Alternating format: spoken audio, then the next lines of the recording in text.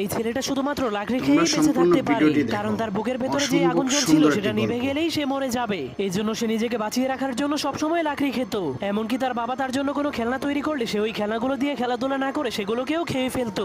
এমনকি সে ধীরে ধীরে বড় হওয়ার কারণে তার ক্ষুধাও প্রচুর বেড়ে যাচ্ছিল। এই জন্য সে ক্ষুধা মেটানোর জন্য নিজের ঘরের ফার্নিচার এবং ঘরের চালকেও খেতে শুরু করে দেয়। কিন্তু একদিন যখন সে ঘরের পিলারকে খেতে শুরু করে তখন সেই পিলারের মধ্যে ফাটল ধরে যায়, যার কারণে পুরো ঘর ভেঙে তার উপরে পড়ে যায়। কিন্তু তার বাবা অনেক কষ্ট করে তাকে বাঁচিয়ে দেয়।